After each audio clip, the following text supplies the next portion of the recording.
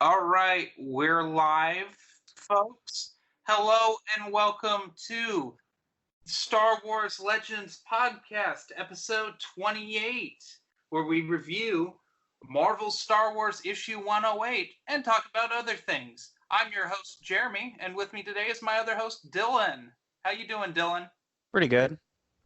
All right, so what do we want to talk about first? Well, I guess we can. Should we just start with 108, or should we do other stuff and tease them? Let's tease them. All right. Let's do a celebration recap. Almost 2 months late. 2 months late. Oh, geez, it is 2 months, man. Well, okay, let me. Well, I should apologize. The reason the last episode only came out yesterday, as of the day we're recording, or 2 days ago, as of the day we're recording, is I lost the audio. It's just it didn't go on my external hard drive, and I thought I deleted it for the longest time and was super embarrassed and just wouldn't tell Dylan. But no, it was actually on the main hard. It was on my SSD I have on this desktop. So, Okay. yeah, that's why it took so long. And then I edited it Friday. Yeah, because I put it on Instagram. It's all right. It has Matt in it, so no one will care. And Matt has the best audio out of the three of us. Except for when he couldn't mute his mic.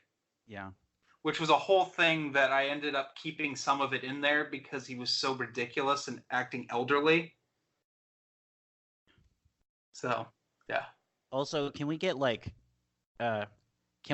moment of silence for the Skype calls with Matt that are officially dead now that he has kids?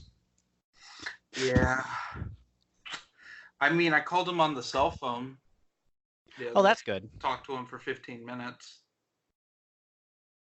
It's like with Matt Wilson, the Geeks Addict. Mm-hmm. You just don't get that when you have more than one child. Yeah. I mean, he's really catching up to Bruce now because, if he can literally, if he keeps up at this pace, he can literally do it in half the time. Yeah, or Bruce can just give him some of his kids. Mm. I've just always thought that was what was going to happen. They're just gonna. There's the Monroe daycare, which is just him, Bruce, and all 12 of his siblings and their kids. Yeah, if you guys don't know, Matt literally there are approximately 73 people who are within 1 degree on the family tree of Matt Wilkins. Dude, it is a big family. Mm-hmm. They're really. They had 4 people. They had 4 of the kids all slept in one room in the attic for 6 years or something crazy like that. We've seen the room. That's right. I forgot that we did that when we flew and visited Matt. God, that was a good. He's like, yeah, this was the bunk bed. So this is where me and my brother, and then my other brother was here, and then my sister was here. What? It's like, oh my god. That's a cool house they lived in. They grew up in. Yeah. Yeah, I liked it. That was a great trip. But anyway, so Celebration, right? Yeah, Celebration. Because quite frankly, I never even got a recap from Dylan after this happened. So yeah, guess I was gonna do it then.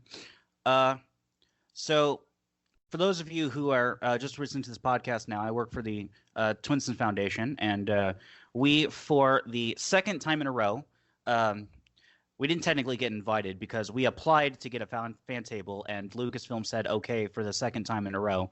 So we were there for a fan table, as a fan table, and while we were there, we were collecting Star Wars books as donations, and for what would end up being 4 separate donation events, 3 of which has happened. We are still waiting for the 4th one as now, but I'll get to that later. But anyway, yeah, I think this was our most of the 2 celebrations that Twinsons have been to, and the 3 celebrations I've been to, because I've been to I was at Anaheim in 2015 representing the movement, and then in Orlando and now Chicago. this was probably the most successful one we had. First off, with the donation, we collected. Hold on, how many exactly was it? We've literally donated so many books that I have to have a Word file to keep track of all the books we've donated and when. Quick maths here. Jesus. This is good podcast material right here. It is. We're a professional podcast. We always we have everything ready. That's why I literally didn't do any research for the topic that we have and coming up until like an hour before this podcast. Yeah. Anyway, I told him like, hey, can we review this? Have you? And he's like, I haven't even read it yet. And I'm like, anyway, I'm glad we collect one issue. We collected 114 books while we were at Celebration. Literally, just people were stopping by the booth and giving us their books. It was kind of a mix. We had some of the locals who were in the area and and they brought their books from home. We had people who knew us who came and like brought their books with them, and people who didn't have books and like went around the convention center to the Anderson bookstore was selling books, and there were many other like small-time vendors who were selling books. They would buy them from the vendors and bring them to us because we had like raffle prizes. We gave away several Revan figures, several Jaina figures, and all that, as well as we have a autographed prints from Shan McRandall that we were giving out. I was wondering if you still had those. Yeah, we had. I think we had about 12 left, and after Celebration, we have like 4. We had 12 left going in. Now we only have 4 left. So we'll probably be doing them again because we're planning on going again in Anaheim. So if you want one of those Shan McRandall prints, there's 4 left, and make sure you bring some books to Anaheim. But it was really great. So at the table, we had a live stream going. You can go to the Twin Suns YouTube account and see our live stream going. But we had a lot of people who stopped by the booth. Jason Fry stopped by at one point. He was just kind of walking the halls, and I flagged him down like, "Hey, Jason Fry over here!" And we had a nice talk to him. Jason Fry, if you don't know, he's a writer for Star Wars. He wrote. If you're the EU fan, you probably know him best. He wrote the Essential Guide to Warfare, but in canon, he writes a lot of like the art books and like other kind of source books for DK and some of the children's books as well, I believe. And you'd be more. In the new canon, he wrote the Last Jedi movie novelization. Yeah, I didn't know. I didn't know that. You didn't? I thought he was just. I thought he was just like the art book guy. No, he got tasked the Last Jedi novelization, I think because there was a major contradiction between a young adult book and a comic one-shot that was terrible, and he fixed it. I think it's the only reason they hired him. Interesting. It's also the best part of that book was just he fixed that, and I'm like, oh, there you go, Jason Fry fixing things, because he has just this incredible knowledge of the EU. Oh, or definitely. Just Star Wars in general, both canons. Like, yeah, he was. He's basically the reason that the Marvel comics are like S-canon. Yeah, that's true. He single-handedly made those S-canon. But yeah, he was great to talk to. And then we had John Jackson Miller. He stopped by 3 different times. Mm-hmm. So we had a lot of conversations with him, and he wrote, of course, he wrote the in Legends. He wrote the Kenobi novel. He wrote the Knights of the Old Republic comic series and the Knight Errant comic and novel. In canon, I think is the only thing he wrote in canon A New Dawn, or has he wrote A New Dawn? He wrote from a story in from a certain point of view because everyone did. I think Jason Fry has one in there too. And he also wrote a good story in the Canto Bight short stories. He has the last one in there. Okay. Yeah, I like him as an author. Yeah, he was really fun. It was fun to talk to. We asked him the question. We asked Fry this, and he kind of gave like a similar answer. He kind of gave like, oh yeah, I'll write for anything. But when we asked Miller if he would be interested in writing for Legends. He was like, "Man, I wish I had a time machine so I could go back and pitch them all the ideas I've had in like the last 5 years." Great. Who else? What all authors were at? I know Zahn was there, and so was Claudia Gray. Zahn was there, but so if you ever go to Zahn, if you ever go to Star Wars Celebration and you want to get your books autographed by Timothy Zahn, make sure you are in his autograph booth no sooner than 30 minutes before it starts, and sometimes even an hour, because he's popular. Well, yeah, I mean he's considered by many to be the greatest Star Wars author of all time. Yeah, it was great. We didn't get a chance. Well, one of Amelia, she's been on here before. She was with us. She got him to sign all of her books, and like there was a great time talking with him for like a little bit, but like, you know, they kind of had to, because like, again, his line is like completely around the thing like twice. You know, you don't really get much time with him, but he was okay. I didn't hear much about what Claudia Gray was doing. Who else? I think that was it for like the main for like the big time authors. I don't know of anyone else who was there or who had showed up, but they arrested him immediately, and they called them a bunch of bigots. So one guy that was a Matt joke. Matt joke right there. Matt Wilkins on the podcast. So one guy who I didn't know was going to be there until I was there, which I wish I would, because I would have brought my copy of I would have brought my hardcover of Dark Empire, but Dave Dorman was there. What?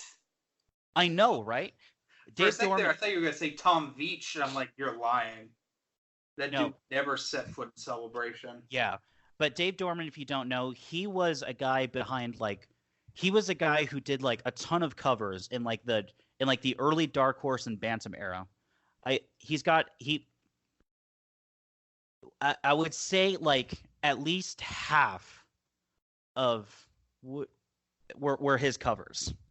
He also did the interior art in Dark Forces Jedi Knight.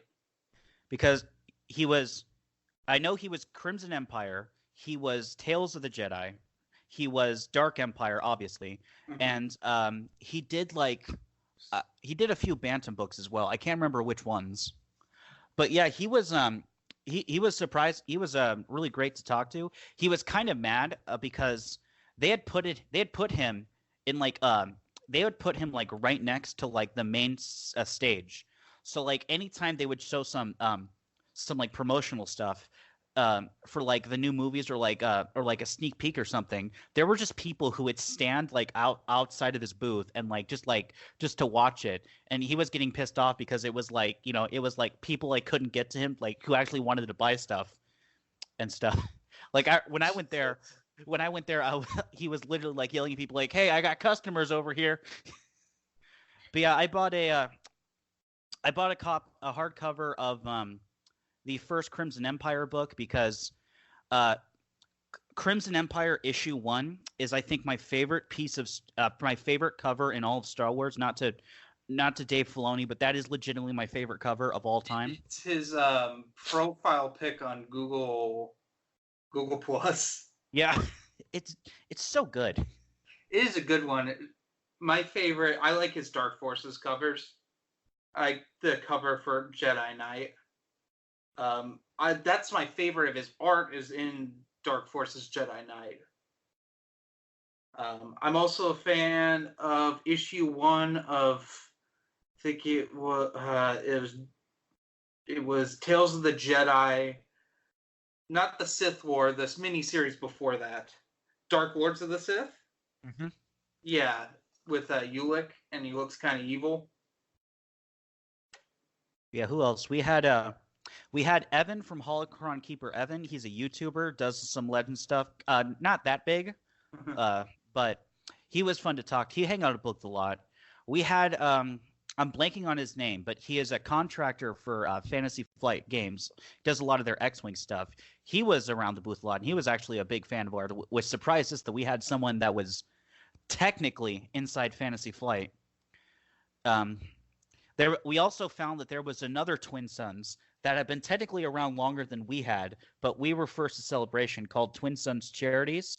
They do X-Wing and Armada tournaments where and send proceeds to hospitals. So we had a bit of a collaboration with them. Then we had a lot of, both of us had people who were coming to us and looking for the other Twin Suns, and we had to point them in the right direction. So that was a big hoot. We had Steve Sansweet drop by. He was Steve Sansweet was the director of content management and fan relations for Lucasfilm from the 90s to about 2011 when he left to start Rancho Obi-Wan.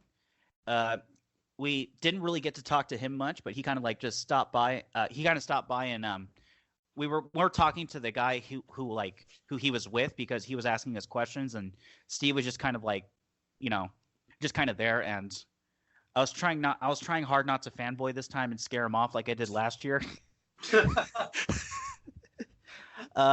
Just to remind you folks, at the top of the hour, our in-depth review of Star Wars issue 108. All right, go on, Dylan.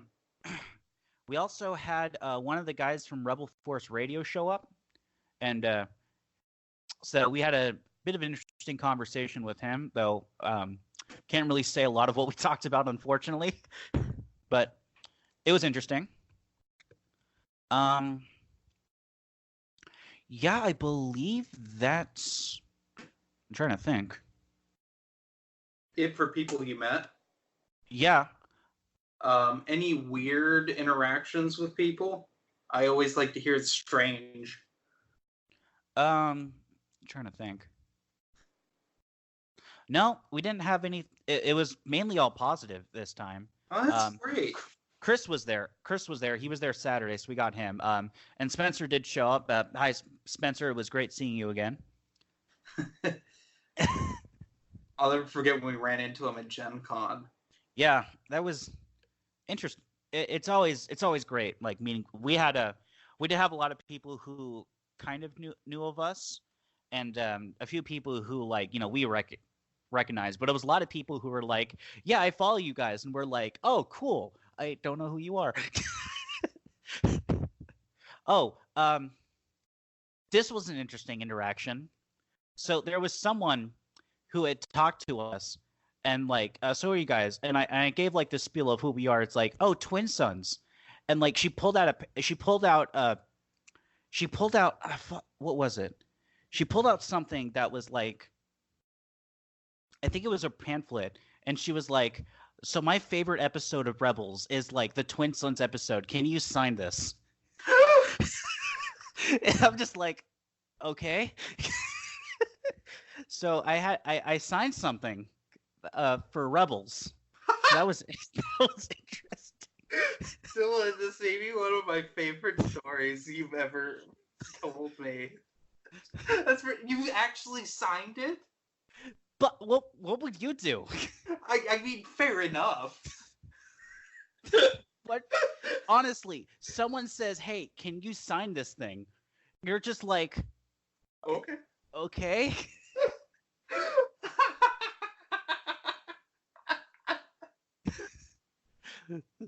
So, not to be outdone by that, we had an interesting conversation with our contact at Delray, which so funny how this started. So we had a whole bunch of people who would stop by the booth and ask about us and stuff, and right by the table, near the end of Thursday, day one on Thursday, or sorry, Thursday was day two. Yeah, that's right. It was Wednesday through what, Saturday? Yeah, but it was late Wednesday. Then it was Thursday. No, it was Wednesday through Monday. No, sorry, it was Thursday through Monday, but Thursday was a half day. But anyway, in the end, we're someone had left a bag, and it was a bag from the Delray booth, and we're okay, that's interesting. And we looked inside the bag, and there was a bunch of it was 2 or 3 pins and a patch. There was the Celebration exclusive Masters and Kenobi hardcover in there, and a badge. Oh, So shit. we were just like, okay, this is weird. So we hang on to this for about an hour, and then I'm like, you know what? I'm gonna go over to Delray and like tell them like, hey, we found this by our table. So like, if we get someone who like asks like, did I leave my stuff? It's like, tell them it's over here. So I go over and I talk with our contact at Delray, and he's like, oh. It's like, oh, how about I just pick it up so you can just send it to us, because it starts off like, okay, yeah, sure. So we're walking back, and we I hand the thing, and we're just making idle conversation, talking about like catching up a little bit because we'd met him previously at the previous celebration, and then the guy who literally while we're talking to him, a guy comes up to us like, hey, did you guys find like a bag that had like a badge and like a book? The master and apprentice book in it. And I remember he was like hiding it like I don't know, but yeah, then he handed it to him. but anyway, while we were talking, the topic of you and the fire came up, and like we were telling like, yeah, he lost everything. He's like and so he said like, send me his information because we have like a whole bunch of like books lying around the office. I can send him like a care package. Which is awesome. Thank you. And yeah, we did, and you got what was in that okay, photo? I'm looking at it right now. It's on my shelf. I got a copy of Master and Apprentice, Thrawn Alliances, Rogue One, Battlefront 2 Inferno Squad, Last Shots, The Last Jedi, Heir to the Empire 20th Anniversary Edition, and From a Certain Point of View. Yeah, no, it was a really nice pickup. Yeah. And I assume that you didn't have, since the fire, that you hadn't repurchased any of those yet, so. Nope. I had a paperback copy of Heir of the Empire, but that was it. That I bought for like 80 cents or something like that. But not the super cool 20th anniversary hardcover edition. Yeah, with the annotations. I really like that one. Yeah. No, it was really nice. And I thank you very much, Delray. It made me cry a little bit when I opened it. Because, yeah. And they're all in hardcover, too. I want to add that. So, yeah, I think I sent you a photo of that, didn't I, Dylan? Yeah, I did. I just couldn't remember what was in it. We actually hit a milestone while we were at Celebration. We had the 1,000th book donated to us. And Jeremy, if you had to guess, what do you think was the 1,000th book donated to us? Crystal Star? No, but funny story about Crystal Star. I'll get to after this. But no, it wasn't Crystal Star. Someone donated. Actually, no. We had 3 of these, but 3 people donated the Delray sampler, and the Delray and one of them literally donated it as the 1,000th book. The Delray sampler? Yeah. Why? I guess they didn't want it. But we were like, okay. That's like getting Reader's Digest. Ugh. I mean, at least it's Star Wars. Someone also donated Aftermath, which we got a kick out of. How many New Canon books got donated? Quite a few actually. I'm not surprised if they're buying them from vendors. Yeah, you're gonna end up with that. Do you give those out? Oh yeah, we still donate them. Okay, cool. Yeah, we'll we talked about this before, I believe. There's even a post, but usually when it comes down to when we're actually purchasing the books ourselves and we have control of it, we don't like to donate canon simply because they're more expensive paperback wise. They're like on average about $2 more expensive. And then before you say, oh, on Amazon they're discounted, yeah, but like the Legends books are also discounted, so it's still like $2 more even after the discount. Because people say that. People have told us like, well, actually, if you look right now, you could find a New Dawn for $8.36, and it's like, yeah, and I can find Kenobi for $6.23. Yeah, seriously. It's still $2. It's still $2 more, and $2 is literally we're giving away 4 books when we could be giving away 5. So that they're also bigger. For some reason, they decided to make them trade paperback size, so they're like an inch taller. The But they're canon not books, as tall as like Lost Tribe of the Sith. yeah. Yeah. But when we actually get canon books, I mean, if you give us a canon book, we'll still donate it. It's like, okay, So we got Aftermath. We got a whole bunch of we got like a lot of the picture books like that DK does. Oh, cool. So those would be fun to give out in the hospital. Yeah. Give them to younger kids. Yeah, we're actually that actually is a conversation that we're having, like, hey, maybe we should include like, 10 or 20 of these, like depending on how much they are, obviously. Mm-hmm. When we do younger stuff, because our usually go-to is just like, oh, you're too young, well, like, just have your parents read it to you. Yeah. I'm planning on doing a big Twin Sons donation because I have doubles. Someone gave me a whole complete Jedi Apprentice paperback set. Ooh. And a complete Jedi Quest set. And so you already have both of them? Well, I had some of I didn't have any Jedi Quest, but I had a couple of the Jedi Apprentice books. And I also just purchased Young Jedi Knights in hardcover again. I finally found all of them. Ooh. So I have a couple of Young Jedi Knights paperbacks. I know those are pretty sought after in your Twin Sons stuff. The Young Jedi Knights paperbacks? Yeah. Well, kind of, yeah, but the problem with a lot of the paperbacks, the Young Jedi Knights, like, because you can get them. I bought the entire set, like, in paperback, and they're about $4 each. But like, some of them are like parts of the covers are ripped off, and like they have a lot of like gaudy, like, one of them has like 3 different like stickers from like a price of it being sold at one point. Yeah. It's like, oh man, these people have no culture. I hate when people put stickers on books. Yeah. I fundamentally hate it. It's like when someone writes, like when I was in elementary school, it drove me nuts when a teacher would write their name on the binding of the book, like or like on the pages. Like, get that out of here. I hate it. Do annotations in books bother you?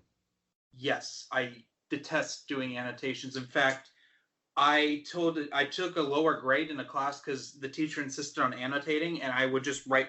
My book was all weird and like lumpy because I put Post-it notes in where I wanted my annotations.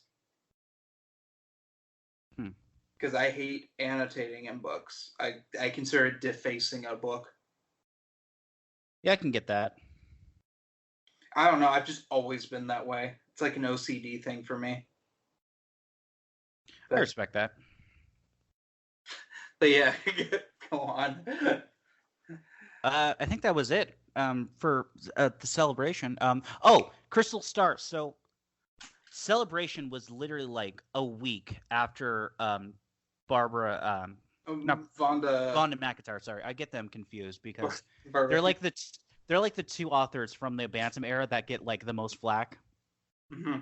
So, but yeah, Vonda McIntyre passed away, and I remember I was because we had a map of like of the convention center, and like before it started, we were going out and finding all like the vendors that were selling books, so we can like mark for people who like, hey, I want to donate, but like I don't know where to get books, and like, oh yeah, this booth's selling them and this booth's selling them. But anyway, when I was going through, I find one that had a whole bunch of Bantam hardcovers, and one of them was a copy of the Crystal Star. I remember flipping through it, and I believe if I was reading the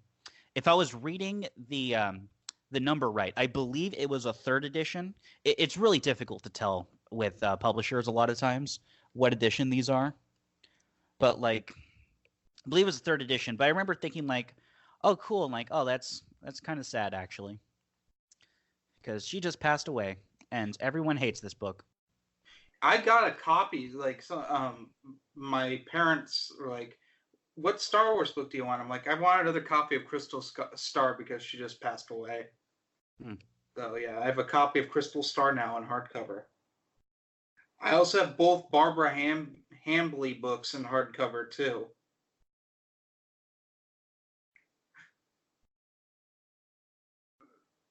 Yeah, I believe. Oh, we were also invited to go to the there was a SWTOR event for or where they announced the up and coming expansion. I was literally the only member of Twin Sons that didn't like know anything about. I don't know anything about SWTOR. I don't play the game. I didn't really care, but everyone else seemed excited about it. So they added Nautilins to the game, which I was surprised at the fact that Nautilins weren't in the game because they're like my favorite species. But you know, Oh.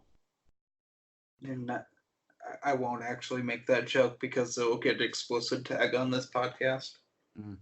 I'm trying not to do that. Well, at least you're not Dave Filoni, who made Kit Fisto blink, even though they don't have eyelids. You'll never let that one go. Still salty about that, by the way. It's stupid. I hold grudges in Star Wars over less, so fair enough. But yeah, so at the end of it, so we had a final destination for the books already in mind. They were all the books, as many books as we could. Were going to go to Anne and Robert Lurie's Children's Hospital in Chicago. However, the hospital did have a caveat that the books that they were getting had to be new, because if they're in someone's collection, even if they're like not read and in someone's collection, they can get like a bunch of bacteria and stuff, which is bad for the kids and all. So they had to be physically new. And then when we got them, as soon as we got them, we had to wrap them in plastic. So we had basically giant plastic sandwich bags that we were like shoving books into in order to get them. So we quarantined all the new books, and we ended up, out of the 114, 36 of them were the new books that went to Anne and Robert Lurie's Children's Hospital. The rest were given to our Iowa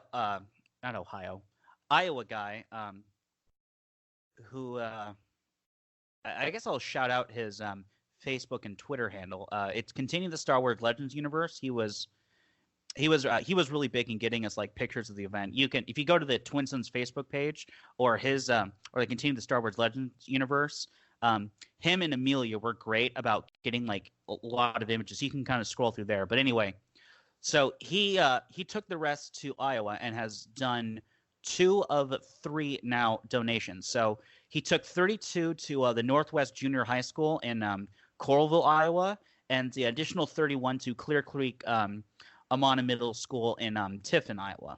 And there's still 15 left, which he's trying to find a final school to get those books off to. Which as soon as they're donated, we'll have the update on the website and page. But yeah,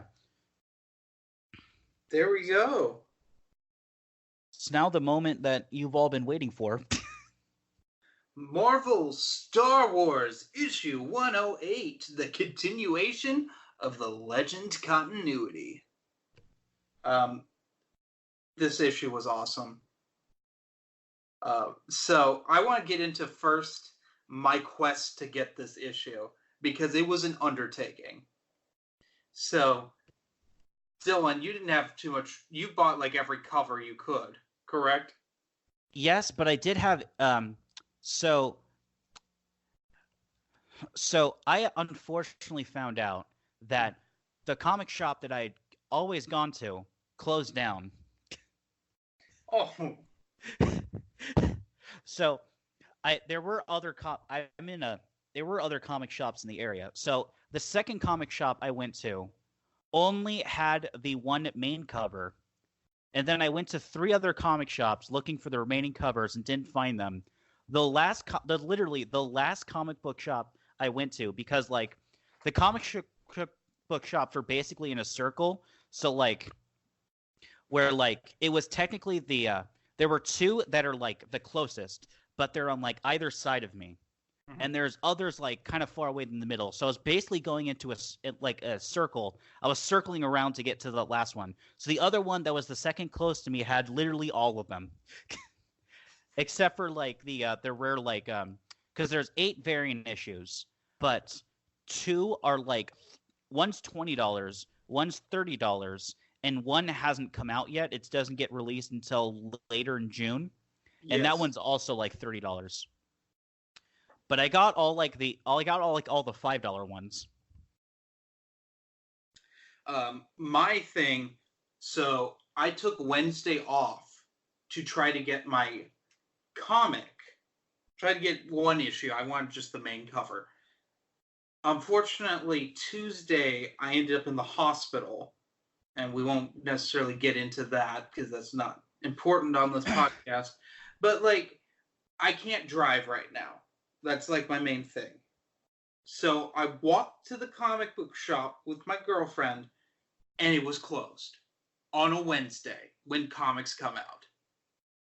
And so I had to work the rest of the week, and then today, so I bought the issue on Comixology, and I had already read it. I read it Thursday, but I only just got a physical copy today, and I bought the last Marvel Star Wars 108 in the whole store. It's completely sold out. But yeah, let's get into the plot of issue 108. Yeah, so this guy that the guy that's on the cover, who Balance. Valent, are we going into full spoilers? Yeah, let's give a spoiler warning. We're gonna have to spoil. So, in the late 30s of Marvel issues, Valance was a character in, I want to say, Star Wars issue 15, 15 or 16. He is hunting down Luke Skywalker because Luke Skywalker likes droids, and Valance hates droids. But the issue was noteworthy because it was the only time in that run that didn't have any of the movie characters in it. And the fans hated it when it came out. So Valance is just a villain. He shows up a few issues later, has a confrontation with Luke, and then realizes the error of his ways. And then he fights Vader and dies. Like it falls into like an acid lake or I something. thought it looked like a lava lake when I read it. Or, yeah, because the beginning of it does have like a brief recap, because I do like the first 4 pages are essentially catching up on that part of the story. Well, the point is Valance didn't actually die. He just went into like a stasis mode because he's a cyborg. Mm-hmm. And his body's dredged up from the lava lake, which doesn't make any sense, but it's Marvel Comics. Let it pass. Meanwhile, the main characters, Han and Chewie are supposed to be smuggling something, and it goes wrong, and then they run into Jackson and Amaza from early on in the series. Jackson, of course, is infamous for being the Green Rabbit. Mm-hmm. And Amaza is just his eye candy partner. And then they team up because the remaining Tag sister is still alive, and she's trying to take these 2 rubies that create this disease called the Crimson Forever, and trying to get her revenge on the New Republic. This movie does take place. This comic does take place after Return of the Jedi, where all of the Marvel comics before that, I believe, were between Empire and Jedi. No, they continued on. Issue 81 through 107 is right after Return of the Jedi. I didn't know that. Because there's a whole war they have with a race of aliens that's kind of forgotten. But that's also mostly concluded in Luke Skywalker and the Shadow of Mindor and in Legacy of the Force. They pretty much conclude the storyline, except for this storyline was never concluded because the Crimson Forever is thrown on a Star Destroyer at the end of issue 50 and blasted off into unknown space, and the Tags find it. And Luke, Leia, Han, and Chewie have to stop it, pretty much, and that's the issue. It's a very Marvel Star Wars-esque story, and I absolutely loved it. Dylan, what did you think of it? I was lost. Yeah, so the guy who wrote it was a huge fan of the Marvel comics, and you could tell because he references things constantly throughout the issue. There's a lot of characters that show up from the Marvel comic, Mm-hmm. which I highly recommend you do read, Dylan. I think you get a kick out of it. It's kind of goofy now, but like back then it was Star Wars. Okay. I can understand. I don't think there. I think there were a lot of people that didn't like this issue. Really? Yeah, it's starting to get that because there's a lot of people who don't understand what's going on. You should read issue 50 before you read this issue. 50 is kind of is very helpful. A lot of the references in 108 come from issue 50, but not all of them. Because I mean, there's a handful of things like I didn't know, like the jumping little rabbit alien with the weird eyes, the little thing that says Leia, your brother's here, or something like that. That's from later on in the series, and I have not read that yet. Like I recognize what it was, but not. I didn't really get it. But a lot of the references do come from early on in the comic run. And I like that. There's one thing I like Valance, the hunter. I always thought he was a cool bounty hunter. Like when I did read that storyline, I didn't like Lando wasn't in it because Lando was really key in issue 50 with getting rid of the Crimson Forever. Well, why is he not there? You know, and it's not like Lando wasn't in the later issues of the comic. He actually there's at least one story arc that Lando's the main character in the old Marvel comics after Return of the Jedi. So it just didn't make sense why he wasn't there. But other than that, I really liked it. I thought Valance's conclusion was beautiful. I like that the tags are foiled again. I like that Jackson's more of a cutthroat and tries to betray them. Yeah. And I thought for a minute, like, when that happened, I thought from like, oh man, is this when they're finally going to kill Jackson? And like, you know. Yeah, that was a funny tease. Because I don't think he shows up in anything after that timeline-wise. So I'm like, I guess it would make sense that he died here. Yeah. But they don't, so. It is what it is. I don't think they killed the Tag sister either in it. Well, do you know about her plotline and why she hates Luke? No, I don't. That again, another thing that I was confused about. Okay, so, but right before this is the story arc before Empire Strikes Back, Luke is sent to her planet. She was a priestess originally. Well, the Tags, her older brothers, were arch nemesis of the rebellion because they are trying to one up Vader and win the Emperor's favor. That's their whole thing, especially Baron Tag, her oldest brother. And Baron Tag has a vendetta against Vader because Vader cut his eyes out with a lightsaber. Like, just horribly maimed him, and he has to wear, like, special eyes in order to see. And he's not force sensitive, but he's a good saber duelist. And he actually ends up kidnapping Luke at one point, and they have a duel together. And he considers Luke a rival because Luke beats him in a duel, but lets him live. Well, eventually the Tags are thought killed, but it's Vader's actually holding them in stasis for some evil reason. And Vader is sent to the same planet that the Tag sister is a priestess. This planet's neutral. the rebellion and the Empire sending diplomats over to win them over. That's this plot line. But Vader tricks the Tag sister into trying to kill Luke, and she just finds out that Vader and Luke are behind the deaths of her brothers, and she sends them to kill one another in this like valley. Well, Baron Tag escapes his imprisonment and is also running around in there.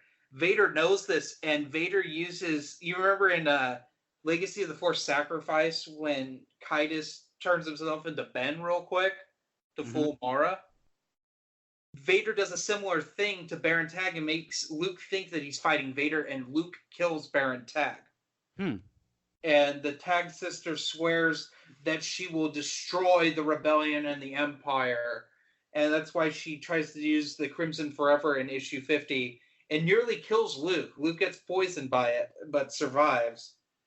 And she's like basically financially ruined afterwards, and like she spent the rest of her fortune scouring the galaxy, and then in issue 108 finds the Crimson Forever again. But that's why she hates Luke. And it was, I liked it. I really did. It made me cry. It made me cry that we got a Legends story. Like a little baby. It just confused Dylan. Dylan actually hates Legends. Didn't you know?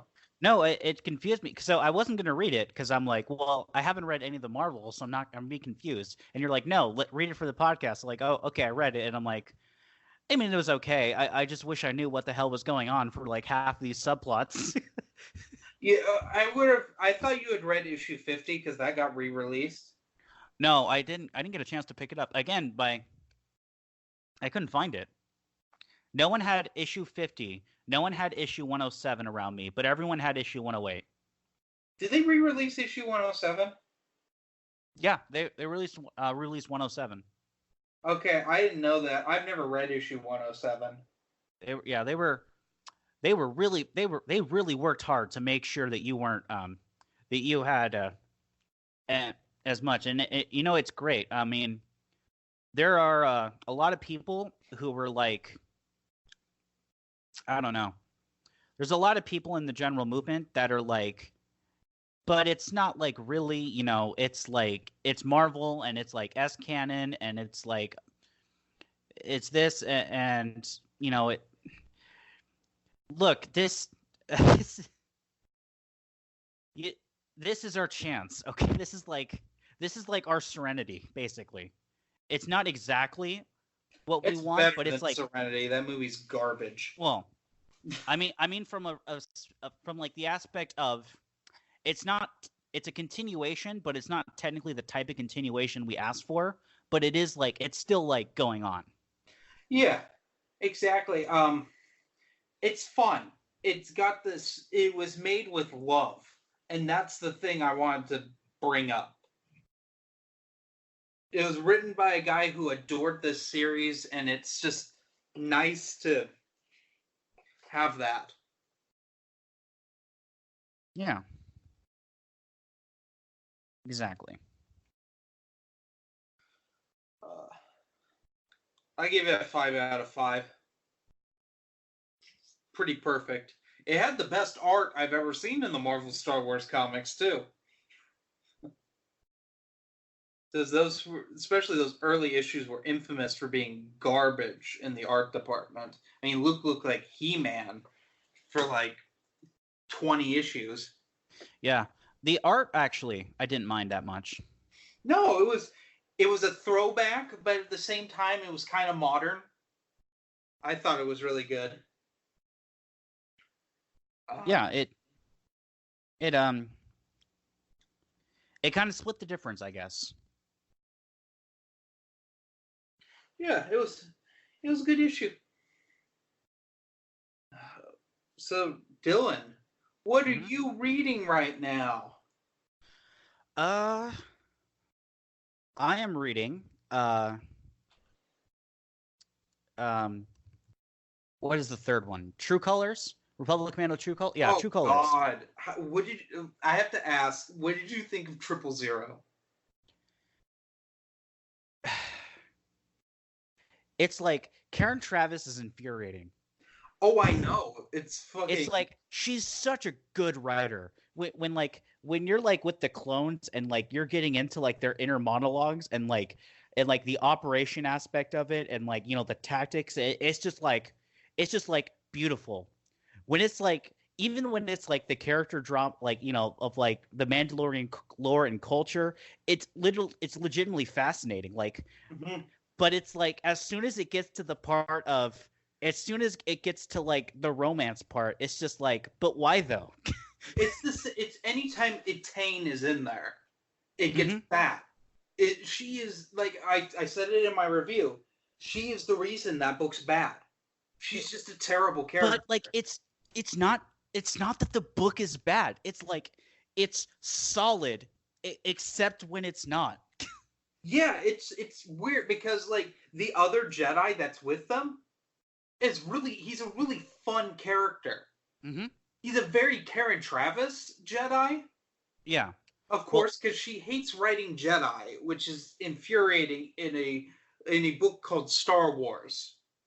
and also I just want to get this out of I just want to like so I noticed a few other what I think it was Shatterpoint and the Cessus Deception that got into this a bit as well of like the normal Jedi are like kind of distant and like kind of off put and like don't care about the clone troopers and like and Karen Travis does this thing too where it's like it's all the Jedi except for Anakin and like these specific Jedi who are like kind of like you're like a tool and I'm like that's not how a Jedi would look at this situation though. That's I mean, there would be some that would. but it wouldn't be the norm. No.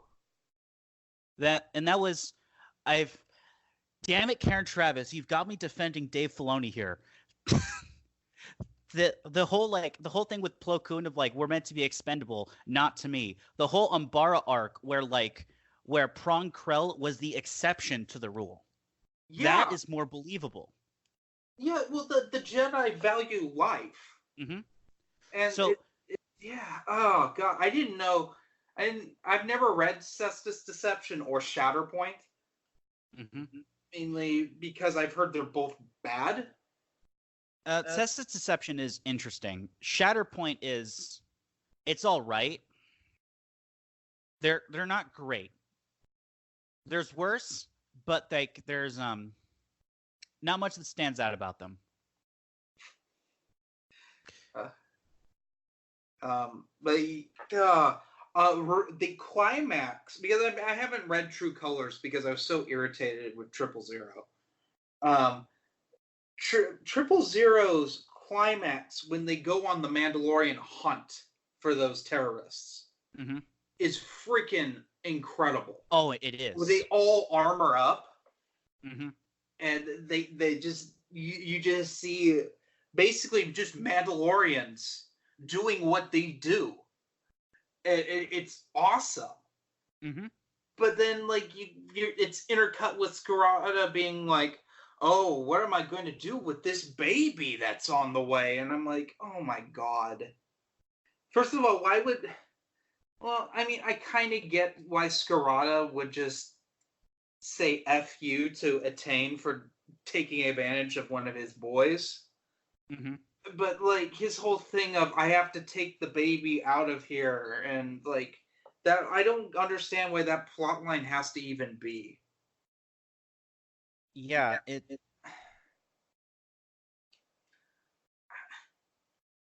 And that's the thing I don't understand. And we on this podcast in particular, we've given Karen Travis a lot of crap for doing this, but she isn't the only one that's done this. mm-hmm.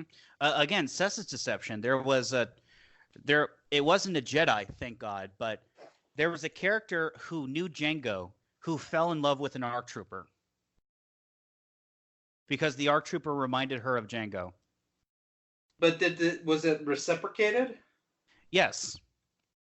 See, there is a hint of this that's done right in the Republic comics, and is Ayla Sakura and her clone commander. Is it Bly? Bly? You would know. I haven't read think the Republic comics outside of Obsession and Jabeam. it's kind of hinted at least this is what I interpreted it, and probably other people have interpreted it other ways, that her clone commander loves her, but like it's not like he understands like love like other beings would, because he's just bred to kill people and to bite it if it needs to happen, like he has a huge respect for her, and like he cares about her. But that's just what that should be.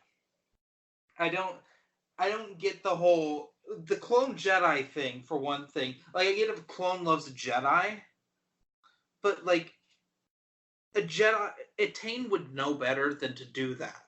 Mm-hmm. Like that's what didn't make any sense. It also devalues the whole, to a degree, the Anakin Padme love. Mm-hmm. Like, it's bad.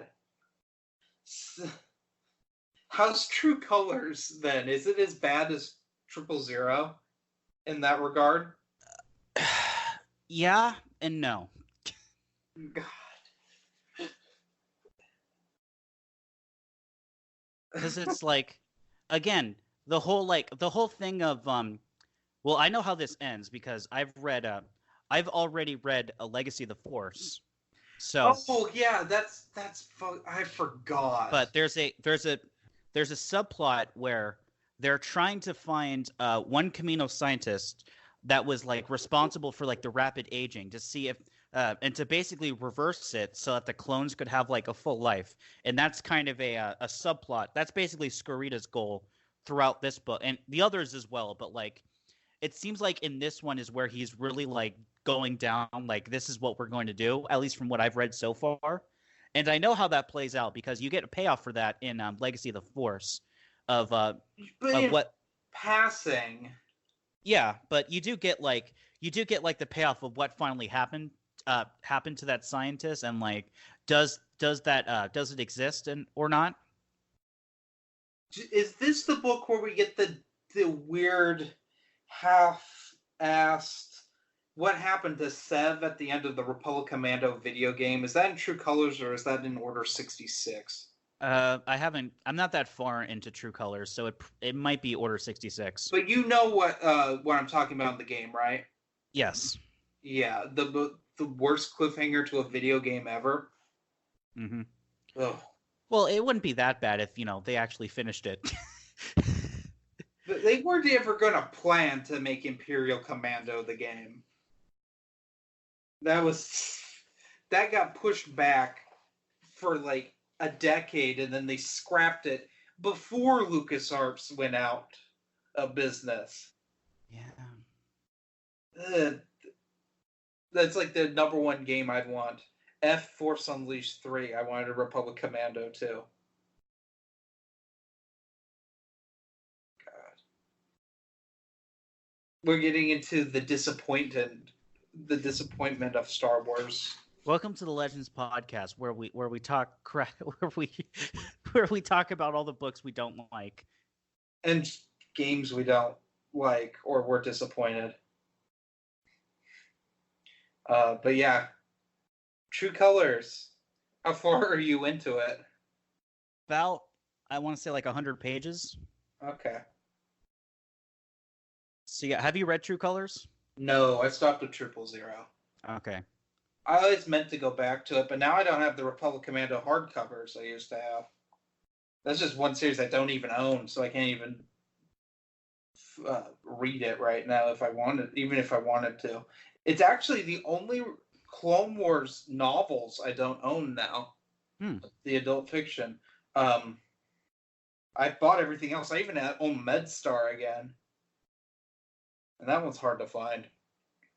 The hardcovers. Yeah. Is it a 2-in-1 hardcover? Yeah, it's a Sci-Fi Book Club exclusive.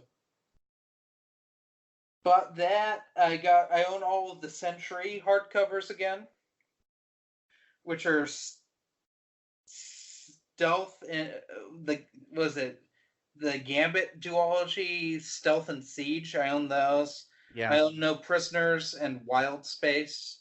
I own the Karen Travis Clone Wars movie novelization. I own Jedi Trial, Yoda Dark Rendezvous, Shatterpoint. Did I say Jedi Trial already? Well, I own that. And Cestus Deception. Hmm. I own all those in hardcover. The ones, the Republic Commando ones are kind of hard to find. Also, other ones in that are hard to find. Of course, the Century ones. Well, they're not necessarily hard to find. They're expensive. You're paying like $100 a piece for them. Sometimes more. Yoda Dark Rendezvous is hard to find too, and so is MedStar, because those were book club exclusives.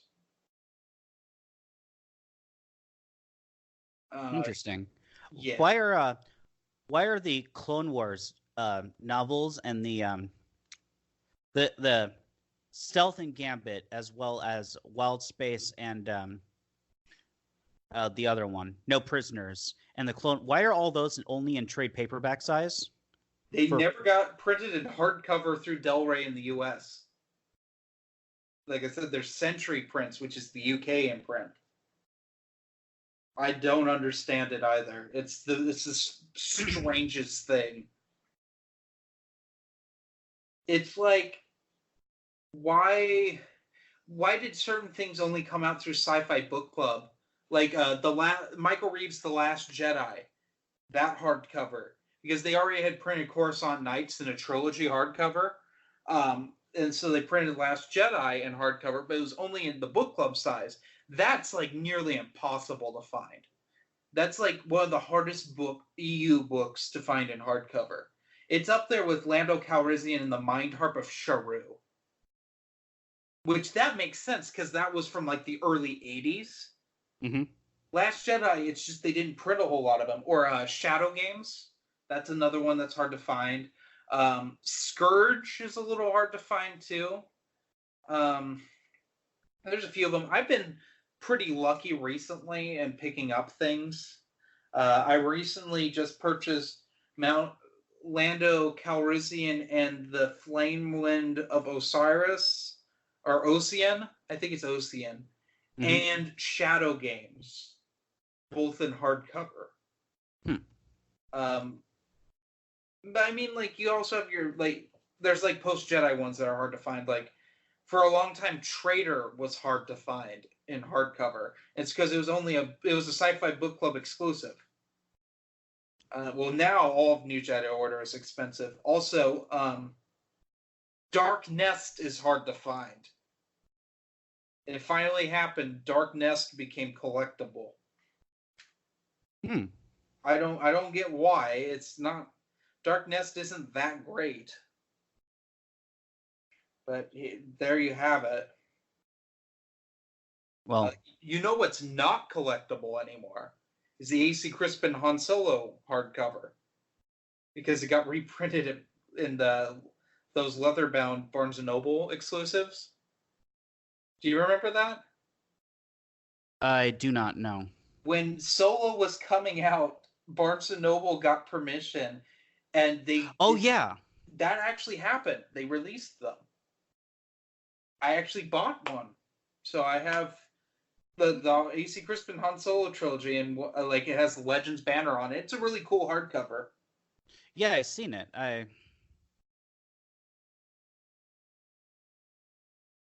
Obviously I've seen them, but yeah. Are you reading anything else besides True Colors? No. I'm also it's the summer, so like usually I'll read before my classes. Mm-hmm. So like, but like when I'm sitting at home, I always find other things to do than read, unless I'm really into the book, or like I'm near the end where I just want to finish it. In that case, I'll finish it. But like, because I'm only like I'm barely in. I'm only like 100 pages in, and as good as it is, as infuriatingly good as it is, I just like, yeah, it's not one of the ones that uh,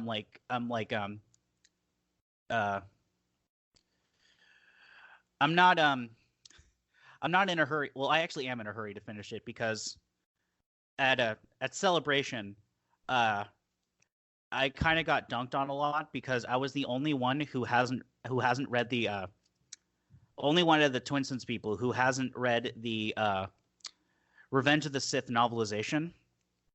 You're not missing much. Well, that's because you hate that book, or you hate Matthew Stover, I should say. I hate that book. That's for sure. I'm almost certain that I will love Traitor because of how short it is. If you give Matthew Stover too many pages, it's a nightmare. It's a technical. Oh, this is how a TIE Defender works and functions for pages. I'm talking about Luke Skywalker and the Shadows of Mindor and how tedious that book is. I haven't even finished it. I had to stop. I was like, dear God, what am I reading? Interesting. I hate that book. Actually, I hate that more than Revenge of the Sith. It's unbearable. That first chapter is just unbearable, and the tedium. Like I kept falling asleep reading it. But yeah, I'm shocked you haven't read Revenge of the Sith. Well, because I'm reading them in order, so I need to finish True Colors. What is it? It's True Colors, the MedStar duology, Dark Rendezvous, Labyrinth of Evil, and then I can read. Have you read Stealth and Siege already? I've read Stealth and Siege. How was that? Which two were those again? Those are the ones. Exactly. They so, read like Clone Wars episodes. Yeah. I'm trying to remember. Stealth and hated it. And it was the audiobook. And it starts with Ahsoka doing stuff. And I'm like, oh, nope. I just finished Ahsoka. I'm not going to have any more Ahsoka adventures for a long time. Shut that off. Yeah, okay, yeah, you reminded me. It was, I hated its ending. I hated Stealth's ending. Well, yeah, it's like, I think the consensus on Stealth and Siege is that it should have just been one book. Yeah. I know Stealth and Siege are books that people don't talk about at all when they talk about Star Wars. Like those are ones that it's up there with Star Wars Galaxies, like the Dantooine book. Do you remember that tie-in? No. Yeah, Star Wars Galaxies, the MMO got a book. I think it's called Ruins of Dantooine. No one talks about it. I don't even know what it's about, but I know it exists. I've never owned it, but it's out there. And that's the same thing with Stealth and Siege. The only thing going for them are they have kind of interesting looking covers in the bland department. I don't know. I like Stealth's cover, but Siege, Anakin's face looks doofy. Yeah. I mean, it's all right because it's mainly Anakin and Obi-Wan. It has this thing where like there's this. I consider it's almost exactly no, it's like exactly like in the first Barbara Hamley one. Children of the Jedi. Yeah, where there's like a scene where like, they set up something but it never happens. The whole thing, right, is like the whole thing is like because it switches back and forth between Anakin and Obi-Wan's perspective, and like Obi-Wan really wants to know what happened on at Tatooine during what happened on Tatooine during Attack of the Clones, and like Anakin won't tell him, and Anakin really wants to know what happened on the Sith planet that the Clone Wars Wild Space took place on. Oh, that's also a Karen Miller book. I thought Wild Space came after these two. And it sets up the entire two books, set up the fact of like Anakin really wants to know this thing, but won't tell him about this thing. Obi-Wan wants to know about this thing, won't tell him about this thing. It's like, okay, so yeah, this is gonna be great. It's like they're gonna have the scene where like they finally break down and one tells the other what he wants to know, and then in exchange he tells the other what he wants to know, and like they'll bond. But that never fucking happens. Well, I can tell you why it doesn't happen. In Kenobi, Obi-Wan discovers what Anakin did on Tatooine and then feels guilty about it. That's a really cool scene. I didn't know that was going on in these two books.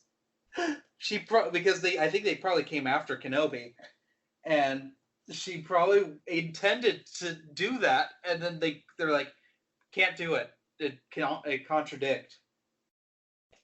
But why did they leave it? Why did they leave in all the setup? Probably for filler. Borgia. Yeah, exactly. My thoughts exactly. Yeah, they're annoying. Did you like Wild Space at all?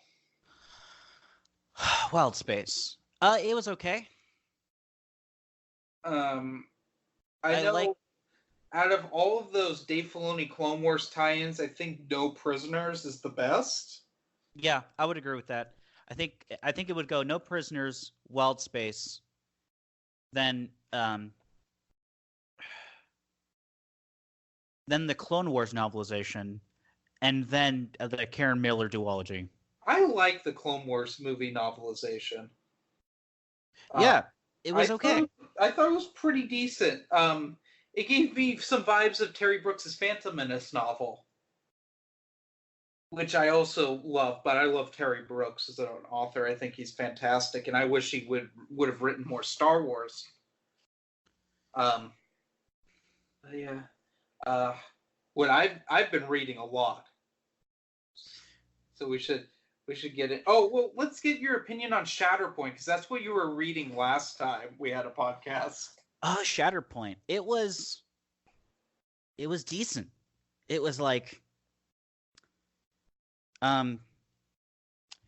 it's good. Well, it doesn't actually have an answer. It has like a non-answer of what happened to Deepa Billaba. Oh yeah.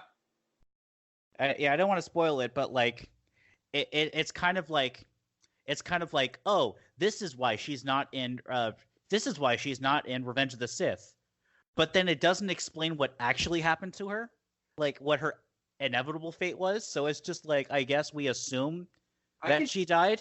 I can tell you the new canon reason she's not in Revenge of the Sith. She's Kanan Jarrus's master. Yeah, she takes on a Padawan and leaves the council. Well, I guess that's kind of close to Legends one, because she didn't leave the council, but she got her council status revoked. Oh, that's weird. Don't spoil it. I'm probably gonna read that next. Yeah, it's all right. So the first person in it, like I said the last podcast, it makes sense because it's only first person at certain points. And it's only at the points where literally Mace Windu is recording his journal. Those are the only first person points of the story. And can I interrupt real quick? Yeah. It's funny. I've been rewatching Matt's Expanded Universe, and I'm just into the Rebellion era, but I started over, because I missed like 20 videos right around the fire happening, and I just got all mixed up and confused. So I've gone back and have been rewatching. But Matt doesn't like the Dear Diary stuff in Shatterpoint, but there's similar stuff in Kenobi, where Obi-Wan is doing like meditations trying to talk to Qui-Gon throughout the book, and it goes into first person. And I don't know what the difference is, so that's why I'm curious to read Shatterpoint, and I can compare and contrast. Well, it's interesting because there's one at the end, which I think is funny, because he's not actually writing them writing down. It's more of like an audio recorder. So it's like his audio recording, and like he does one like with another character, like recurring character, and like they kind of have like a little conversation in first person. Well, it's pseudo first person, third person because it's like the archives. So like Mason Windu was like, I was doing this and this and this, and like the other guy's like, what about this? Like, what do you mean by that? It's like, oh, like when this happened, and it's like switches back and forth between first and third, but it works, and it works in the situation because like he's narrating, he's going over what's happening while at the same time having a conversation with this guy. Jeez. Okay. Yeah, you're on True Colors. So you're pretty much done with the prequel era. Almost. Well, Matt is finally done with the Rebellion era, but it's been like 3 episodes now, and he hasn't gotten to Truce of Bakura. Well, yeah, so I've said this before in other videos. I swear, every time there's a Star Wars movie, there's about 1,000 stories that happen during the movie or around it. And it's freaking, for Matt, it's got to be the biggest headache. Is trying to, like, get the continuity all down to put. By the way, actually, no, I guess it doesn't matter because it does take place after Revenge of the Sith, so he doesn't have to go back, or not Revenge of the Sith, Return of the Jedi, so he doesn't have to go back for it. I do wonder where he's going to place episode 108, though. Or issue 108, I should say. Oh, it's going to be before Rogue Squadron, the Rebel Offensive. I would put it right before that. Okay. I would put it post Rogue Leader and put it there, I think. I think that would be... I would just put it right after 107. And so... 107... The thing with the Marvel issues is issue 81 happens right after the first Bounty Hunter Wars book. Mm-hmm. And then there's like 10 issues after, then it goes to the other 2 Bounty Hunter Wars books, then a couple issues. No. The first Bounty Hunter Wars book happens, then Marvel issue 81, then Mara Jade by the Emperor's Hand issues 1 and 2, then the other 2 Bounty Hunter books, and the rest of the Mara Jade by the Emperor's Hand issues. Then it gets a little fuzzy. There's some Marvel issues, and then Shadows of the Empire Evolutions happens there. That's how I put it. And it's a matter of opinion with Shadows of the Empire Evolutions, except for, honestly, I put Rogue Leader before Shadows of the Empire Evolutions. Because Shadows of the Empire Evolutions, to me, there really isn't a time frame for it.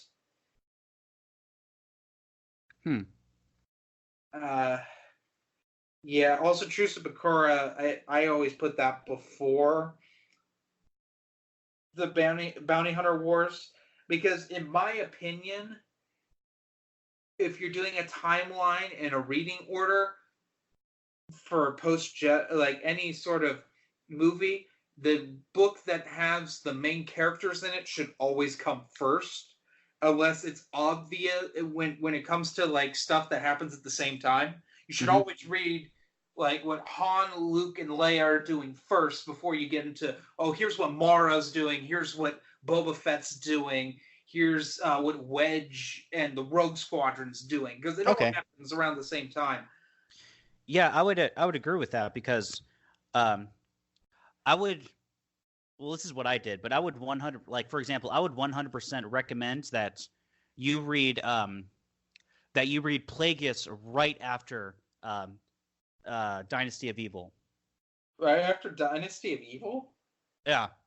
It's that first chapter of Plagueis is like the perfect like segue. I guess. I kind of like having it right before before Phantom Menace, because it recaps nearly every Star Wars story up until then. See, I would agree with you, except that like you would have to read you'd have to read Lockdown. You have to read Lockdown, Shadowhunter, and Labyrinth of Evil. Not Labyrinth of Evil. Cloak of Deception. Which, like, you read all three of those, and it's like all of the weight from like the Bane trilogy. You'll basically forget. Like the Bane trilogy won't be fresh anymore, and it's so much better when the Bane trilogy is fresh. You see, I read Plagueis before I ever read the Bane trilogy. Plagueis was the first Sith novel I ever read, which is weird to think about. Read the best one first.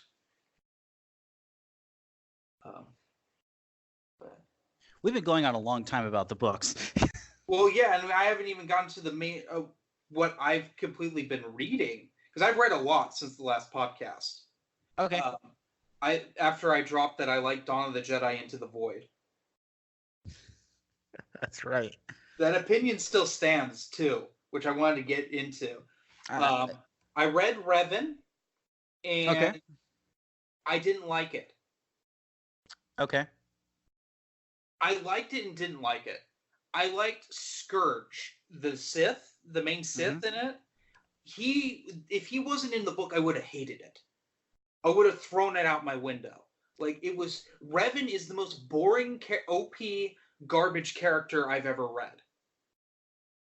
And the Exile, she's almost as bad. They are both... It's like when you take Ambien and you don't sleep, and you just sit there and you just feel miserable. That was what it was like whenever Revan was doing some nonsense, or the Exile was doing something. It was boring. But when you had Scourge and the Sith doing stuff, it was awesome. And the ending, I know people hate the ending, and I kind of hate it, and at the same time don't hate it. I hate that... Can we spoil Revan? That's okay. Look, well, I'll say yes. Spoilers for... Oh.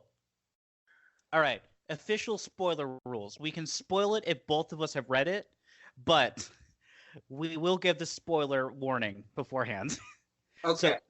So like since you hadn't read Shatterpoint, for example, I wasn't gonna spoil that, but we both read Revan, so yeah. Okay. So at the end of Revan, Scourge betrays them when they're fighting. Is it Darth? I think it's Darth Nihilus is the Emperor, correct? No, Nihilus isn't the Emperor. Vitiate's the Emperor. Vitiate's the Emperor. They're fighting him, and Scourge realizes he has a vision that they will all die if they just ally together, and so he kills the Exile. He just stabs her in the back, and Revan just gets wrecked by the Emperor, but doesn't die. And that was the annoying thing, is that Revan's just doing battle with the Emperor, like, mentally for, like, decades. Until he, like, finally dies, I guess. And Century. It's like 300 years. Is it? Yeah. I didn't like it. It was like, oh, Revan's so powerful. And it's something I just hate. I just don't like the character of Revan. It made sense that Drew Karpyshyn would do that. But, like, I'm like, ugh, I don't care enough. It was sad. I felt bad for Bastila. Yeah. It's heartbreaking that she never sees her husband again. Yeah. It's also weird that their kids don't... Their descendants don't have force abilities at all. No, Satil's their descendant. She has force powers. Oh, is she? Yeah. Well, I did not pick up on... Because their son, like... so the way they explained it is, like, their son chose not to be a Jedi and to go into politics instead.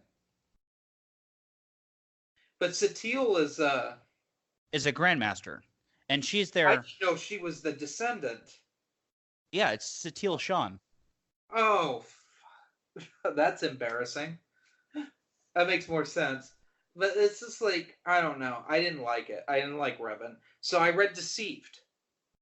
Mm-hmm.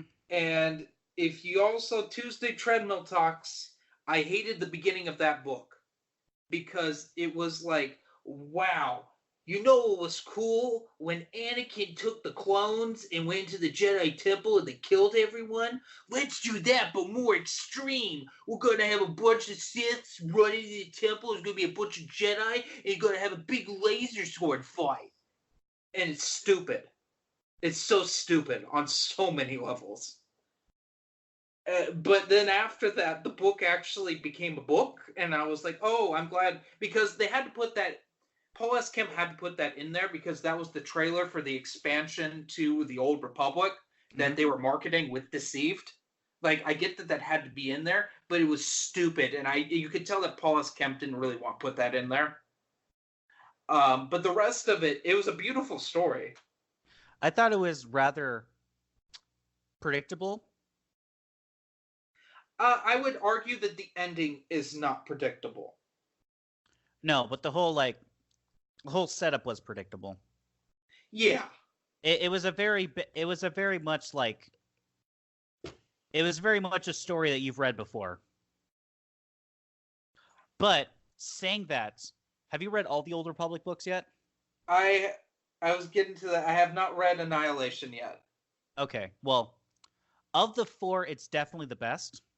That's why I think that's the general consensus. Is Deceived the best? Annihilation. I think Annihilation is. I'd rank them Deceived, Revan, Annihilation, and then in distant last is the other one, Fatal Alliance. We'll get into talking about Fatal Alliance. I have some things I want to say about that book, but let's talk about Deceived, the good one. The good one.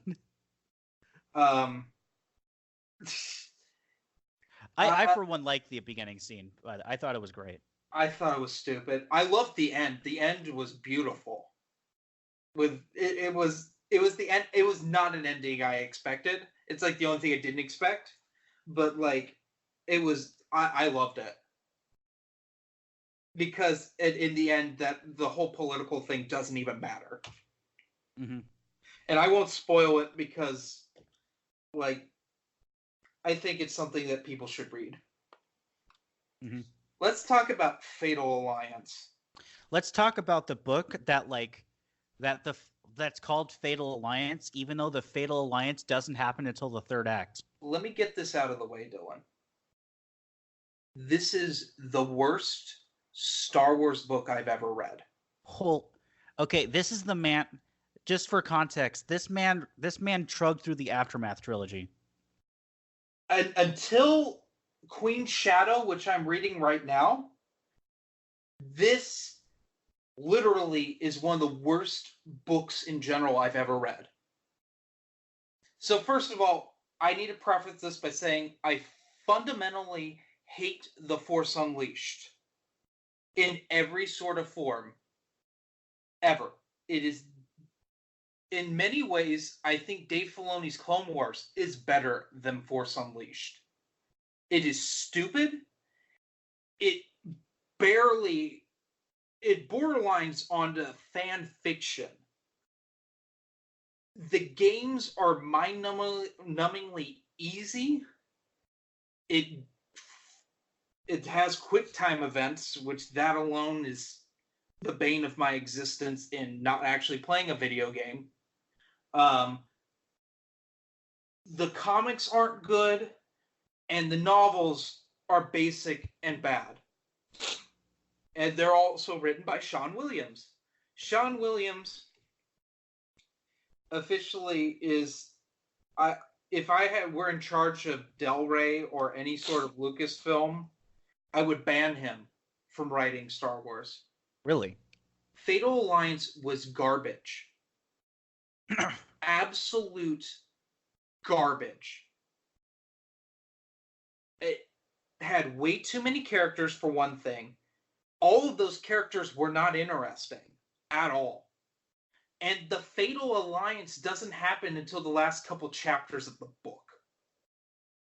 The villain didn't even seem like a threat to the galaxy.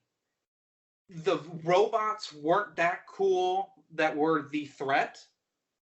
the soldiers, the hexes as they call them, not cool. Um, both the Sith characters were bland. They made someone getting their mind block released boring. The Jedi character, his whole like, you're not ready for the trials yet. This is how you get ready for it. Boring. Commando Girl's redemption, boring. Double Agent, most complicated character in the book, boring. So our show sponsor Comcast said we hadn't sponsored them in a while and shut off Dylan's internet. So I have to go back. I was on a tear on this book. Oh man, you were like going at it, man. If my mic, if I had a longer XLR cable, I would have dragged it to my toilet and done a can rant for everyone. In fact, I'm tempted to make this review a can rant because everyone wants a can rant again. Do it. It's just, this bathroom's really hard to light. This bedroom's hard to light too. This is like one of the worst lighting situations I've ever had with anything. God. So we'll get into Sean Williams real quick. Why he's worse than you guys. Sean Williams is worse than Chuck Wendig. Okay. Until Queen's Shadow, I found a worse author than them. So, Sean Williams, Force Unleashed sucks. We got that down, correct? I believe so, yes. My opinion. So, Force Unleashed sucks. He wrote those novels. They suck. This is worse. Because this has, like, I don't even know. It felt like 100 characters. And none of them are memorable. And literally, I couldn't remember anyone's names. And that's a bad sign. So, like, you have the thing is, and this is why Sean Williams is worse than Chuck Wendig. Chuck Wendig's one of those people where he intentionally wrote a book strange, and it's like a baffling experience to read any of the Aftermath books. Even with Mark Thompson, wonderful Mark Thompson doing the audiobook, it's just this bizarre phenomena of bad writing and just overall like a freaking 8th grader who thinks he's the next Hemingway writing a book. That's Aftermath. That's all 3 Aftermath books. And plus, Chuck Wendig's a gremlin of a human being and is truly just hilarious. I mean, he's been on the podcast before, so like... Mm-hmm.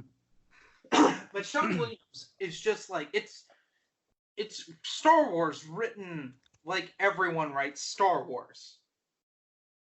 So like, and it's being screwed up, so it's worse. And because he's written 3 books, I feel it's fair to compare the 2 authors together. They've each written 3 novels. But I'd rather read Aftermath again than read Fatal Alliance. He wrote the Force Heretic trilogy. He co-wrote the Force Heretic trilogy, I believe, as well. I really hope who is it, Diane Dix? Yeah. Saves that trilogy. Because I'm not looking forward to it. It wasn't bad. That trilogy actually does like wrap up some of the loose ends from the Bantam era. Oh, okay. Okay, so I still have something. Sean Williams can still redeem himself. But Fatal Alliance is horrible. Just horrible. I can't remember his name, but the only character I cared about was like the random Keldor guy, who is like the only survivor of the bodyguards. He was the only one. Oh, I forgot he was it. I forgot there was a Keldor. Yeah, his literally character trait was, of like the 8 bodyguards that went with the envoy, he was the only one that survived, and like he kind of became like a big character, He and I'm gets just like, triple promoted too out of necessity. I know, and it's Yeah. like, okay, I literally don't care about anyone else, but if you make it out of here, that's all I'll need.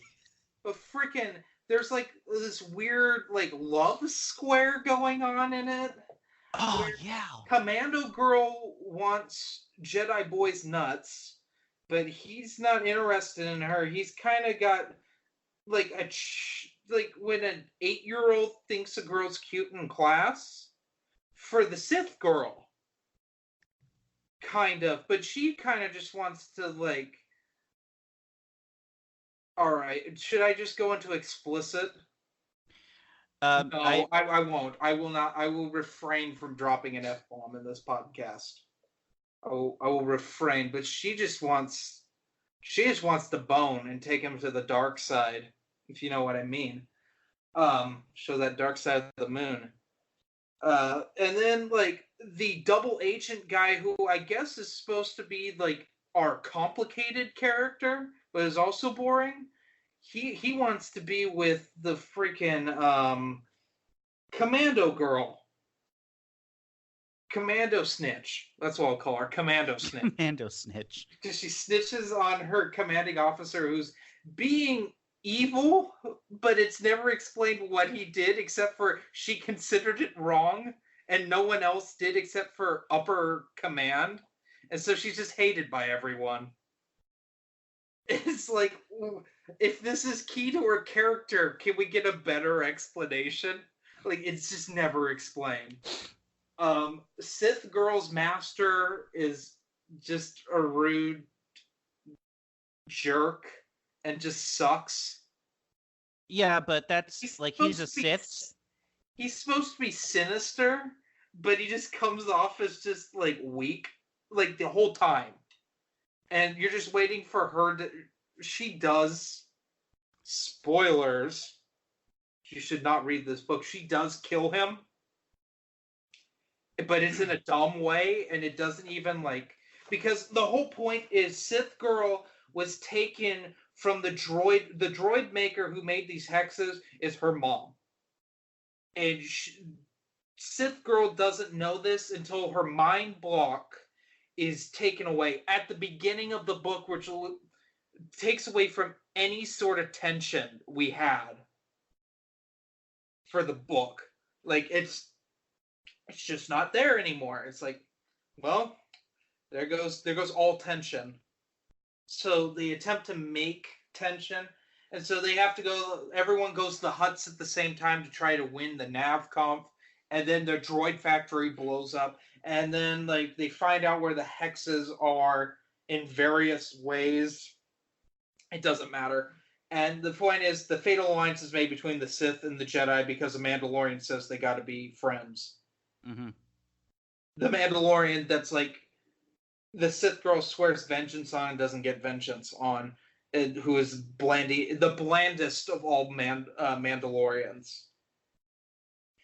Is it just me? Because also in Deceived, it felt like the Mandalorians were shoehorned in. Yeah. Like in Deceived, Paul S. Kemp, there was a Mandalorian in that trailer for the Old Republic game. So Paul S. Kemp had to put that Mandalorian in. Mandalorian literally has no name and is never seen again except for in the beginning. She does have a name. She has a name in SWTOR. I forget what it is. It's something Vizsla. Of course, it's something Vizsla. But she doesn't have a name in Deceived. Yeah. She has no purpose in Deceived, except for to be in the beginning, and then she's gone, which it's fine. It's not a big deal. But the Mandalorian in Fatal Alliance is there just so we can know what's going on with Mandalore, but not really. And it's dumb. It's really dumb. The whole book is dumb. It's the worst Star Wars book. I'd say it's worse than Crystal Star.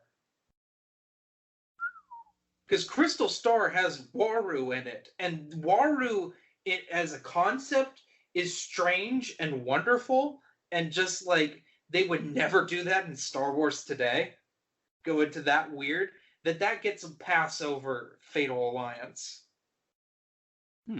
Interesting. I literally think it's the worst Star Wars book ever written. But then again, you're also talking to someone who likes Dawn of the Jedi Into the Void and still likes Dawn of the Jedi Into the Void. It's not the best Star Wars book, but it's something different. And sometimes you just need that as a fresh perspective.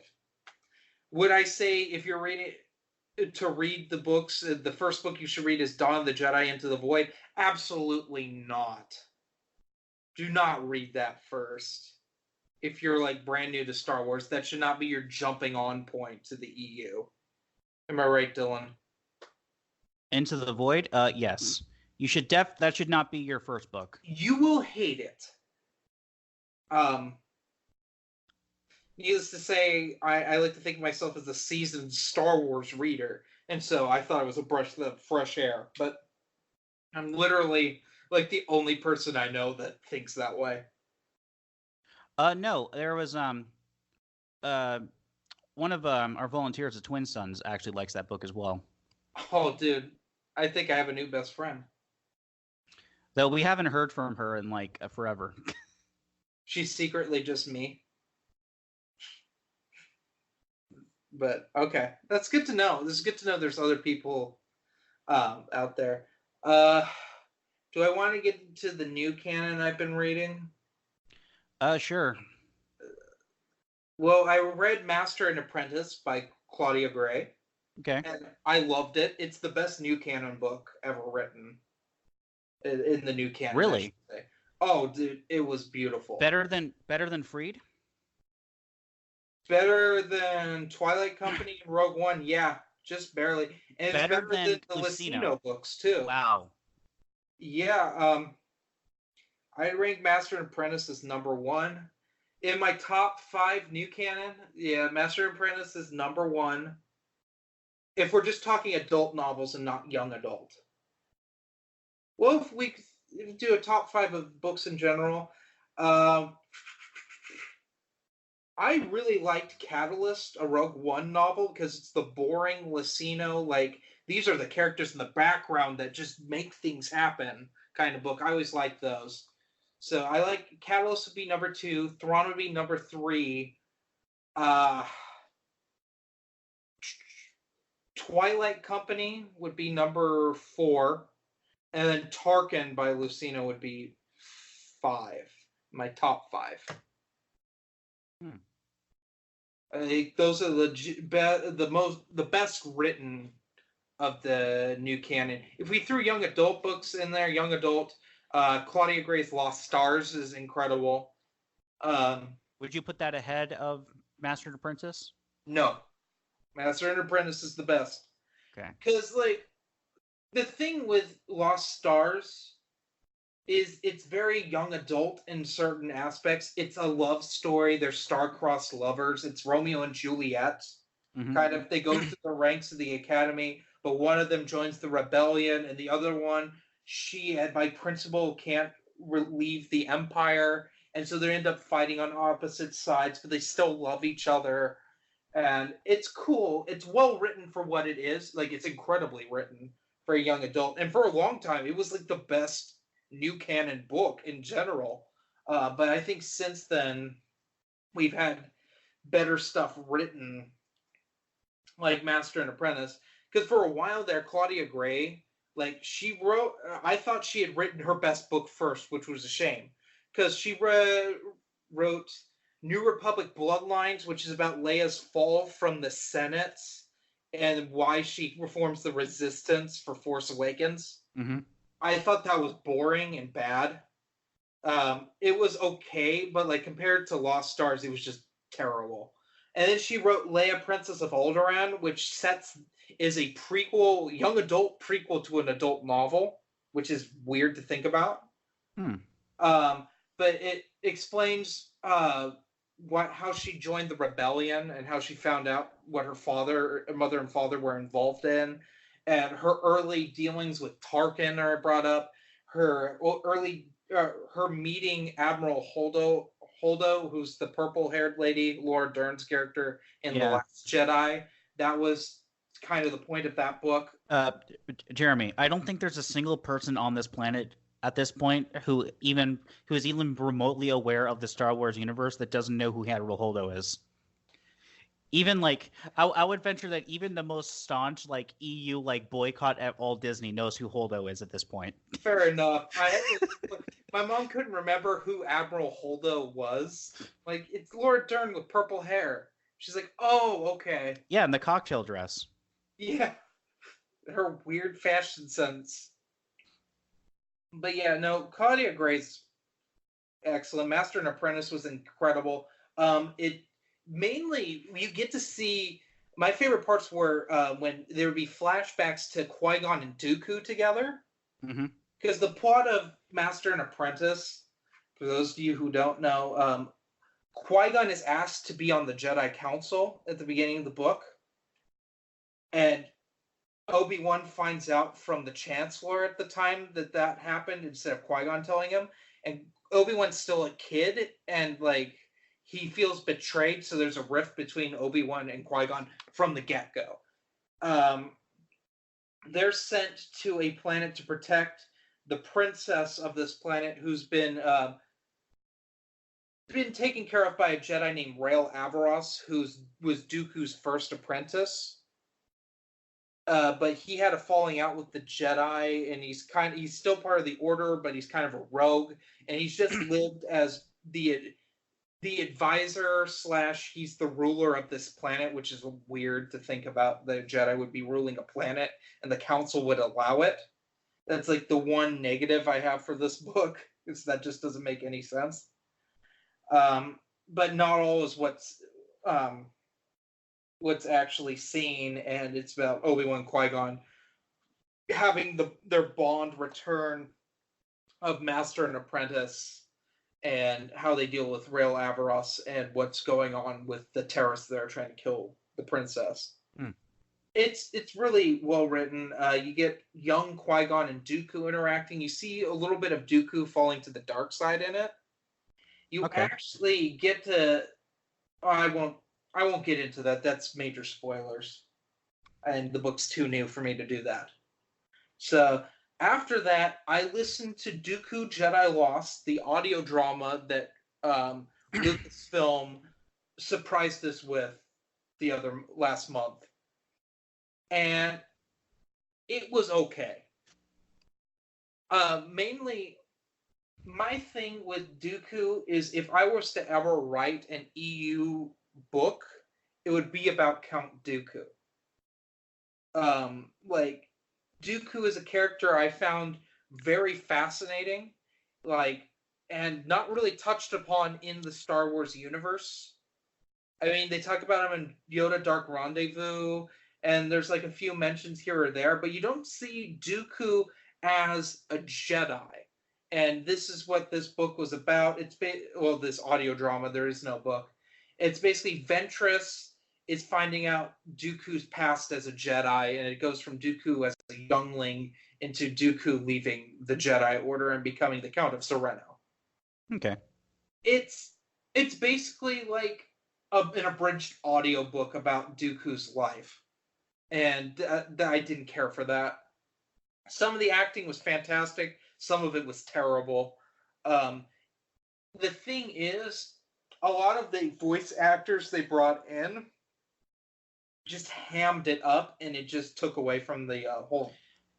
This was a full production, right? Like, yes, this is like with with the original trilogy, when Mark Hamill came and Anthony Daniels came back to do the audio dramas, like the radio dramas. Do you remember that? Yes, a little bit. It's like that. Mark Thompson's in it only as Yoda, which his Yoda's incredible. And Jonathan Davis is Qui-Gon in it, and he sounds like Liam Neeson. It's uncanny. But other than that, the person they got to voice Dooku sounds nothing like Christopher Lee, and it drove me nuts. He doesn't even try to sound like Christopher Lee, and it was like, why can't we have Mark Thompson be Dooku in this? Because Mark Thompson, in my opinion, is the next best thing besides actually resurrecting Christopher Lee for this. Because I have a feeling that Christopher Lee, if he was still alive, would have done this. Because he was Dooku, I want to say, in the Clone Wars movie, the Dave Filoni movie.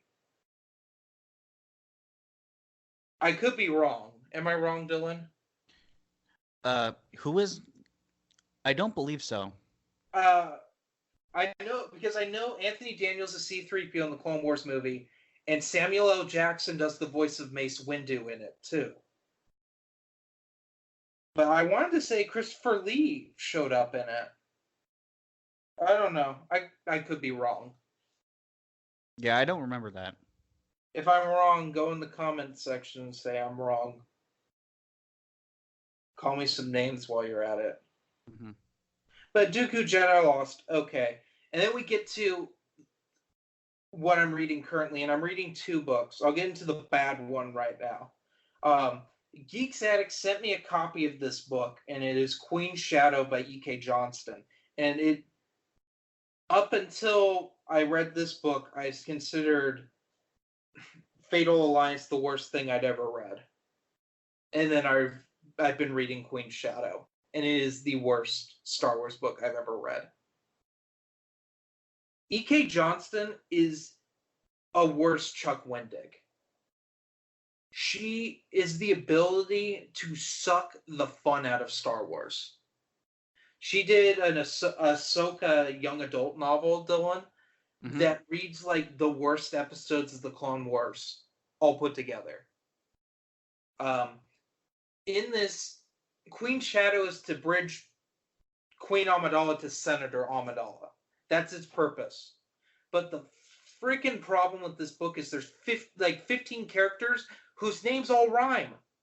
So we got Padme, we got Corday, we got Sabe, we got Verse, we got Dorme. I mean, they all rhyme, and it's so stupid. It's like Dr. Seuss wrote this book, and I hate it. I hate it so much. I don't know who's who because they all have similar names. I mean, the only positives I can bring to this book are that E.K. Johnston clearly watched every episode of the Clone Wars because she's bringing in people like Senator Clovis and various other senators from the Clone Wars and like explaining their relationship to Padme at the beginning of her time as senator before we see them in the Clone Wars. It's not well written, but hey, that's what it is. It sucks. I will just leave it at that. It's so terrible. And then, of course, because I can't stomach this book half the time, I've been reading Darth Maul Shadowhunter by Michael Reeves.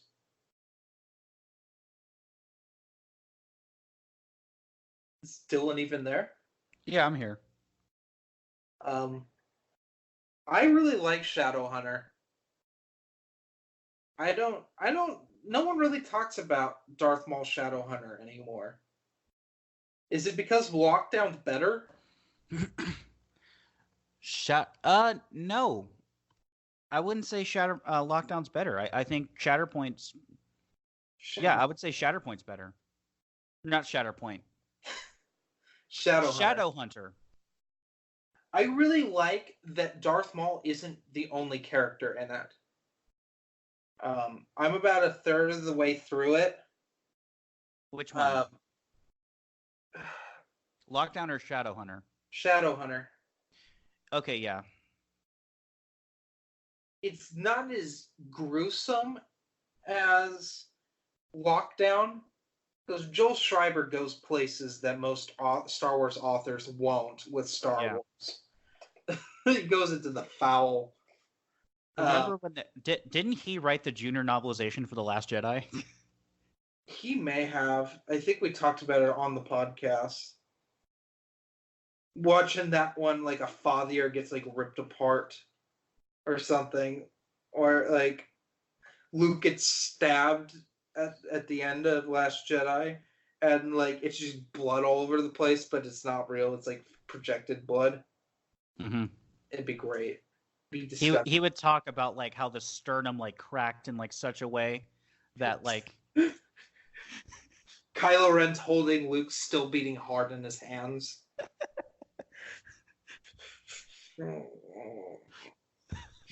Yeah. God. For those of you who don't know, Joel Schreiber wrote Death Troopers, Red Harvest, and Maul Lockdown, and the three goriest Star Wars books outside of New Jedi Order. They may be more gruesome than New Jedi Order. they are. They're over, at times over the top. I didn't think a netty, gory tree alien bleeding sap would be disgusting, but Joel Schreiber really, that's like the one positive I can give about Red Harvest. They made a Nettie's turning to a zombie disgusting. Also, that's the one with zombie tauntauns, right? Um, Red Harvest. Yeah. were there zombie tauntauns? Yeah, I remember because they spit. Their spit also turns you into a zombie. There was a zombie Weequay. Yeah, there was a zombie everything in Red Harvest. There were zombie tauntauns. That book's terrible. Actually, I can't even say Red Harvest is terrible. I've read so many bad books in the last year that had Star Wars in the title that I don't know. Maybe I'll like Red Harvest if I ever reread it. I know you don't mind it. Red Harvest? Yeah. Well, I think it could have been better. Yeah, it could have. It's clearly like they wanted a sequel to Death Troopers. And Joel Schreiber said okay, and that was he couldn't really think of anything good, so he tried anyway, and that's what you got is Red Harvest.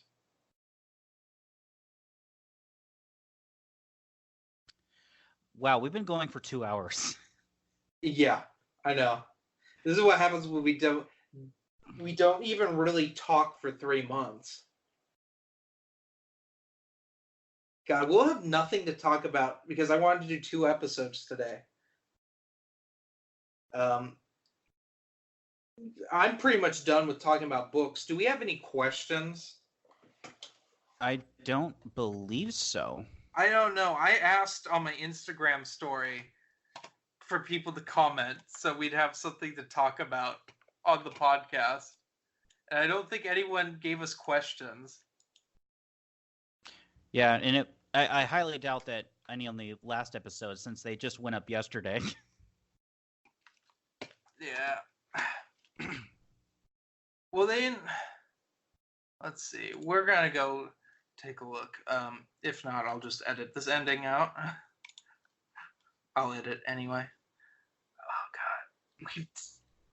We've read so much, both of us. I didn't even think I had read that much. Well, I haven't read that much. But like the thing is, like we read about things that like require like us to talk about a lot. Yeah, no, I have no comments on the last video.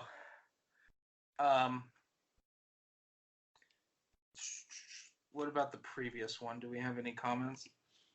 Oh, we have 2 comments for Legends 26. I don't think we did questions for Legends 26. Oh, well, we can go now. No, we didn't. No, this was just someone complimenting us on a good podcast. That's it. And then me responding with a thank you. Okay. So we have no questions. Well, that was a great episode. Yeah. I guess we're going to have nothing to talk about for the next one. Well, we can talk about... Join us next time as we talk about Phantom Menace retrospectives, because it's been 2 decades since that came out. Oh, okay. Oh, I forgot to tell... Oh, no. I forgot to tell you that's what I wanted to record next. Oh, that's fine. I actually found something that relates to Phantom Menace, so I guess I can talk about it. Okay, so we'll see you next time. All right, let's end this fucking recording.